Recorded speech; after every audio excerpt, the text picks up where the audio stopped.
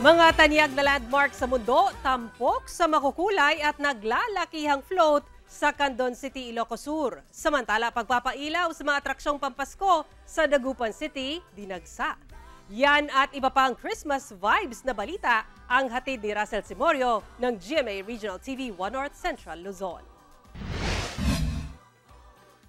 Nagliwanag ang kahabaan ng Candon City, Ilocos Sur dahil sa mga makukulay at naglalakihang float sa ginanap na barangay lighting float parade. Gamit ang mga cab ng 21 barangay na nakilahok, binihisan ito ng mga disenyong inspired na mga tanyag na landmarks sa mundo. Nariyan ang Eiffel Tower ng Paris, France, Mayon Volcano ng Bicol, ang Golden Gate Bridge ng San Francisco, California, Great Wall of China. Wagi sa kompetisyong ito ang Dutch Windmill ng Netherlands. Second place ang Leaning Tower ng Pisa ng Italy. Pumangatlo ang Gardens by the Bay ng Singapore. Ang aktibidad ay bahagi ng pista ng lungsod na tinawag na Feria de Candon.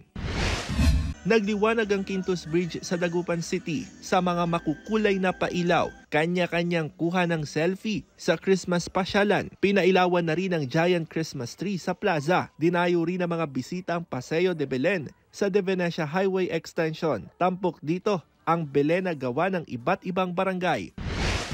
Nagningning ang Roy Padilla Senior Memorial Park sa bayan ng Jose Panganiban, Camarines Norte matapos buksan na ng LGU ang kauna-unahang Community Christmas Lighting Competition o mas kilala sa tawag na Festival of Lights. Maliban sa Festival of Lights, pinailawan din ang munisipyo ng bayan hanggang sa baywalk at parke na nagbigay buhay at ningning sa buong lugar.